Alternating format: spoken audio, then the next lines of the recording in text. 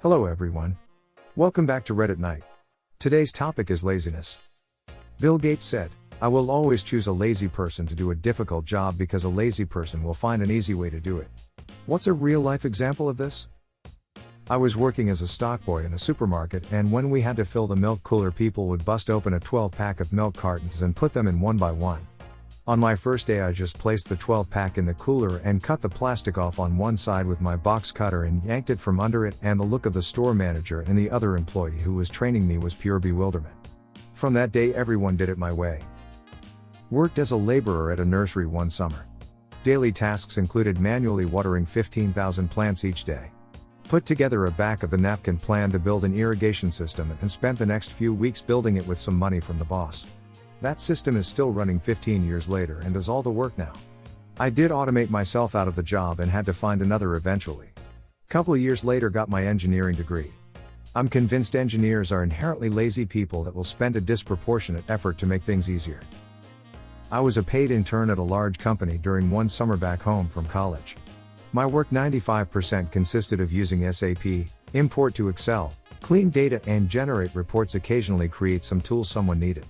In the first 2 weeks after getting a hang of my responsibilities, writing all the Excel formulas needed, and basically automating 99% of my work, I was chilling.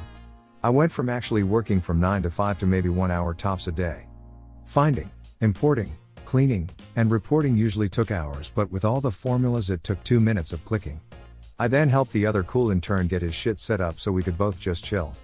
We could take 2-hour lunches paid for by the company and nobody said anything cause we were just getting so much more done than the other interns. OFC, I helped for special tasks when asked, but those were simple 20 minutes tasks building something in Excel. Overall, was the easiest/stress-less internship of my life. When Carl Friedrich Gauss, the famous German mathematician and physicist, was in elementary school, around 1784, his class was assigned the busy work task of adding all the numbers from 1 to 100, 1 plus 2 plus 3 plus 4, and so on. This usually kept the class quiet for half an hour or so. 7-year-old Carl was sitting quietly with the correct answer, 5050, while the rest of the class was just starting, so the surprised teacher asked him how he came up with the solution. He replied that he added 1 and 100 and got 101. Then he added 2 and 99, and got 101, 3 plus 98 equals 101, and so on. He realized there was a pattern of 50 pairs of numbers with each pair adding up to 101. And 50 times 101 equals 5050. I was once set to test a certain piece of equipment on a ship. The test involved attaching the unit to a reader, then run loads of command line commands. Then, one would have to make a copy of all the text, copy it into Word and save it as a real crappy looking report. There was hundreds of units, and they needed to be tested several times a year. We did about 20 to 30 a day. It would take several weeks to finish. I didn't know coding at the time, but always wanted to learn it. Within 2 months, I had made a program, even with a GUI, to spot faults with ease, instead of having to actually read the reports. The program could read 3 units at a time, and would automatically create a smooth PDF report and save it on our server, named with serial number and date. The job was now to attach 3 units, then wait for about 3 minutes, detach and attach new ones. Basically 30 seconds work, 3 minutes break. I could now test all units in a day, though I would typically spread it out over a couple more days. When I left the company, I left the program on the test computer. I got an email from an ex-colleague a few months later, saying they were using the program on several ships now. There wasn't any manual for the program, of course, but it was so straightforward that it wasn't needed. Worked in a local adult education center. One of my main tasks was to make calculation about how many people enlisted for a course, how many of them got discounts, unemployeds for example, how many men/women/age etc. that was needed to calculate upcoming courses fees etc. That was my only work there and I hated it. This was in early 90s, so PCs were a thing in our offices, but I had no idea how to write a program or use a database to use this information. Lucky as I am, our center had an interesting policy: when you want to educate yourself, you can attend that class for free. And when it's during the work time, then this is work time, as long as my supervisor is okay with that. She was.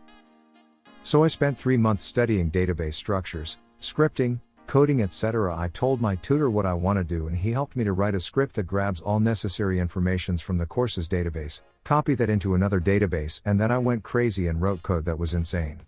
I implemented what-if scenarios thanks to filters. At the end, I was able to do my work that needed 6 hours a day within 15 minutes. I mean, before that it took, for example, an hour to have all the necessary informations to have how many unemployed single-parent women does it need to make the costs of that course even. I had everything back then. Now you want statistics: how many single-parent disabled foreign women at the age of 80 to 90 are needed for the next 2 years to keep the ornithology course running? Sure, no problem. Clickety-click, done. After that, I started the PC in the morning, grabbed all the data, ran my script, was done within 15 minutes, and then read the book I brought from home. At the end of the day, I gave my supervisor several dozens of papers, statistics, predictions, etc., and said that was a lot of work. And went home. My supervisor was super happy with me because I did so much more now and was super effective. At work, I go through parts and apply 2 different kinds of tape and 2 different kinds of weave. I have finally got the rhythm down, and now I do each part individually, and apply everything at once. Everyone else goes through an entire order, just applying tape, then goes through it again to do the weave. I ask to use the big table in the back of the shop, and just put all the tape and weave tools there. And do the parts all at once. Normal rate for an 8-hour shift is 1,200, but I can manage 1,800 in a day, going at a nice steady pace. Edit, I can get 1,800 going at a steady pace. I've done it before. But I usually don't. Most days I go slow and relax, purposely only making 1,300 to 1,350 or so parts.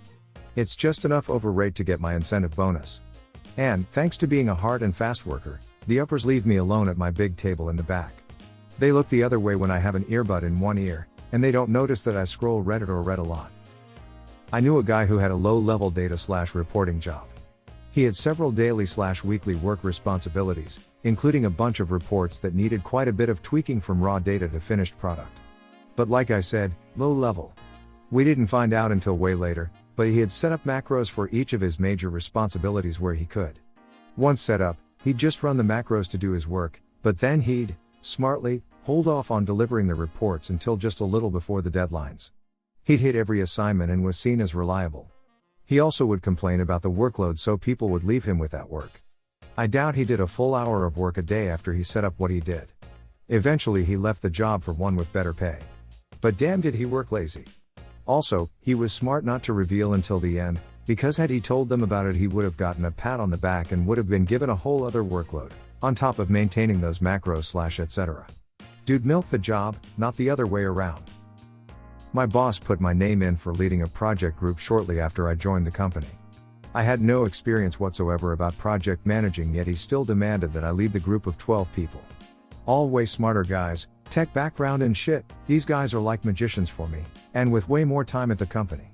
I'm a business guy who's too dumb for balance sheets, that's why I'm in HR, and because I quite like the field the most.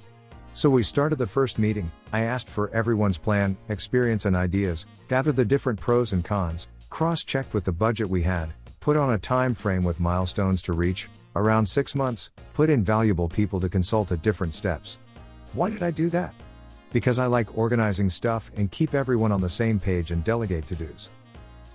Got promoted because of the success of the project. I asked my boss why he put me in for it since I never done anything like that. He said because I complained in the first week that most of the work has way too wonky structure, no clear guideline, and this could be improved heavily if we just take some time into it. And because I hated talking to others if I had questions and I wouldn't get a clear answer, like, ask 10 people the same question and you get 15 different answers. In the long run this would make us way more efficient and keeps everyone on the same page. All because I hated disorganized work. That is it for today. Which story did you like the most? Tell us in the comments. Thanks for watching. Don't forget to like and subscribe. See you in the next one.